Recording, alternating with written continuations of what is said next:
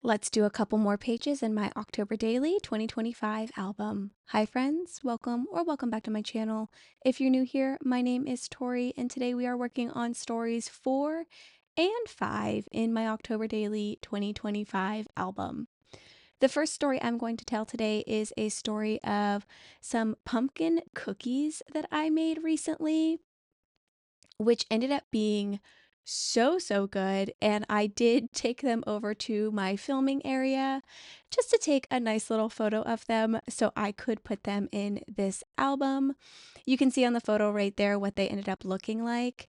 These were like very wet, like the cookie dough batter situation was very wet. So I was a little unsure how they would turn out when I made them, but they ended up being like very thick and almost having a muffin top like texture.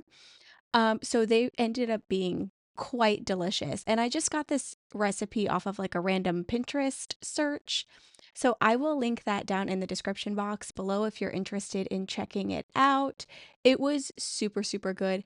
And the only thing that I needed outside of just regular baking items was just pumpkin puree and cinnamon, which is a pretty common baking item, anyways. So that's going to be story number 4 that I'm telling. And then for story number 5, which is probably where most of the video is going to be like resting on, is going to be a story of a family craft that we did.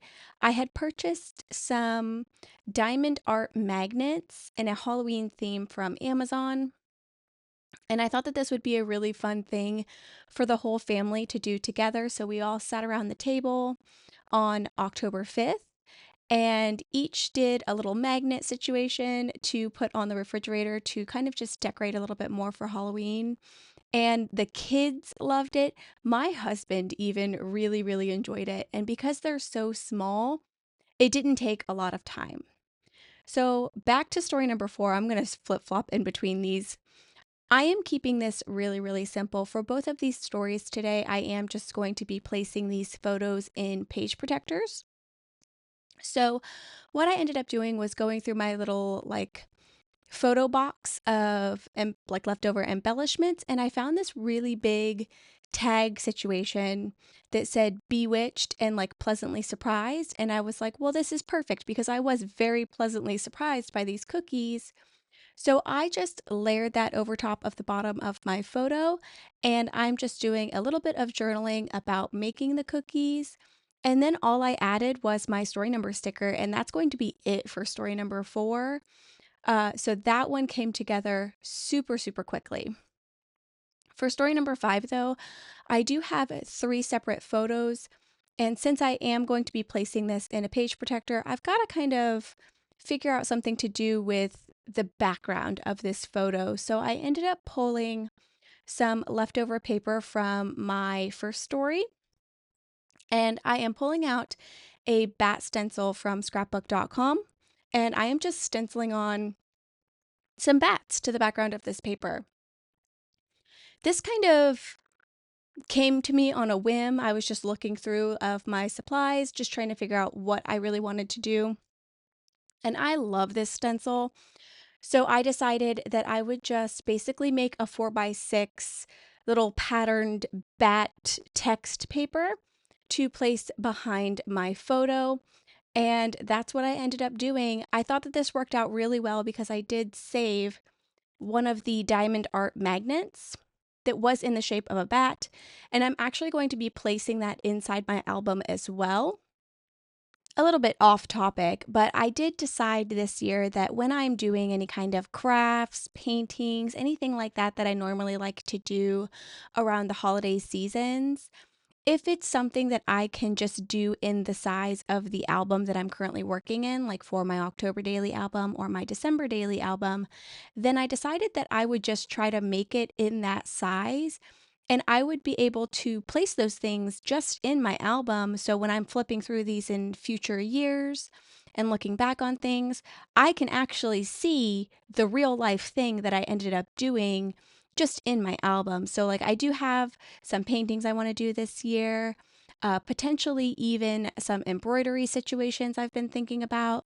And my plan is to just do those in the size of the album that I'm working in or smaller and just placing them in the album. And this diamond art little bat situation is like the first example of that.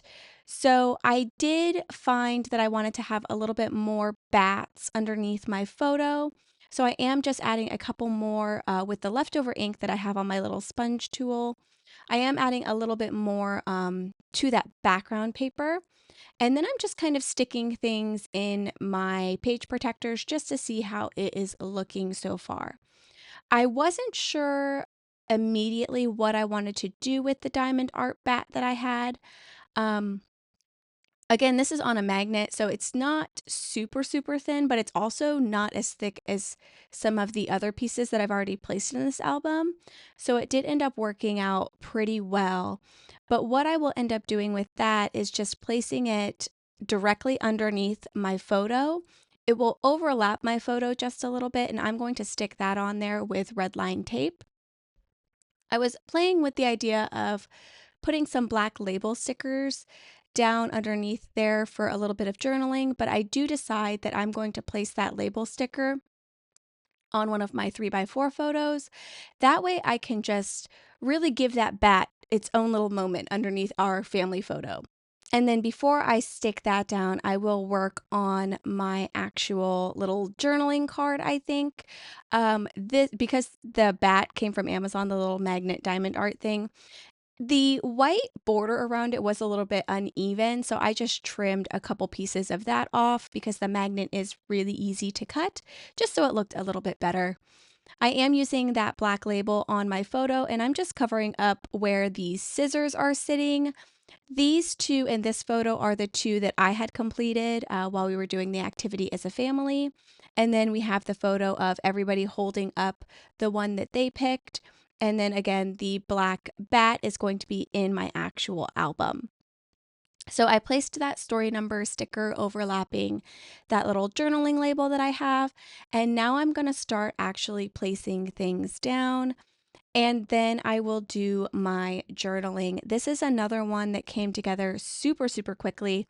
I think the total amount of filming time I had for both of these pages was 22 minutes.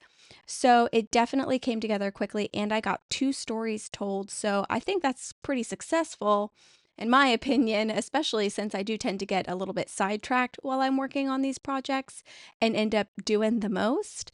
So I think that the page protector actually helped me kind of stay on track this time because I don't normally work in page protectors. So I'm just getting the journaling added here. I think I'm just writing like family craft day. And then I will pull out my rolling date stamp and stamp the date that we did this, which was on October 5th. So that was very intentionally placed as my story number 5 because if I can, I do like to match up the days and the numbers if it's an option. It doesn't always work out that way, but if it can, I will usually do it that way. So I'm going to struggle getting the red line tape backer off a little bit because of these nails, but then once I get that on, and glued down, the last thing that I have to do is really just place everything back in the page protectors and then get them added to my album. And I think I might even do like a little mini flip of a couple of pages at least, just to kind of see how things are flowing. There are already a couple of changes that I do want to make in my album. Just because of like layouts not exactly matching when they're side by side. So I might have just a separate video to do those kinds of things and add those extra pages in as well. But that's really all I've got to share today for stories number 4 and 5. I would love to know your thoughts on these 2 spreads down in the comments below. Yeah, that's it. Thank you so much for joining me today. I hope you have a wonderful rest of your day, and I hope to see you in my next video. Bye!